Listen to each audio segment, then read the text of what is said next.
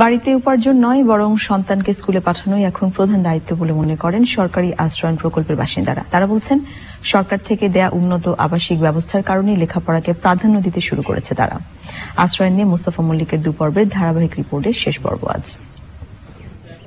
চাঁদপুর সদর উপজেলার এই আশ্রয়ণ প্রকল্পের শতভাগ শিশু 2017 শিক্ষাবর্ষে স্কুলে ভর্তি হয়েছে।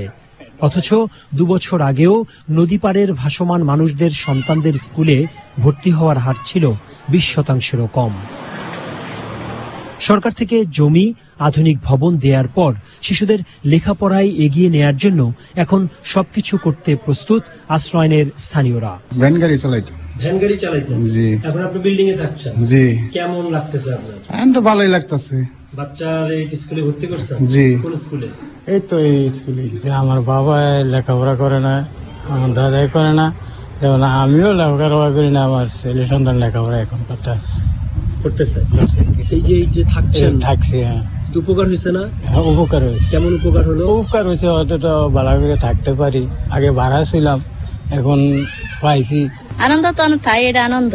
বাচ্চারা যতটুকু মাদ্রাসায় পড়া যা হয় আর কি চেষ্টা করবো করার জন্য। শিক্ষার্থীরাও বলছে, আগের চেয়ে এখনই বেশি লেখাপড়ায় আগ্রহী তারা। পড়ালেখা মন দিয়ে পড়ালেখা করতে হবে, তাহলে কি হবে? তো বড় আর বাকি জীবন সুখে কাটাতে পারবো। বিল্ডিং এ লেখাপড়া করলে ভালো হয়। আশপাশের এলাকাগুলোর মধ্যে ভর্তির হারের দিক দিয়ে আশ্রয়ের শিশুরা এগিয়ে রয়েছে। Mustafa Mallik, channel I, Chandpur. এবারে নিটোলটাটা আন্তর্জাতিক সংবাদ।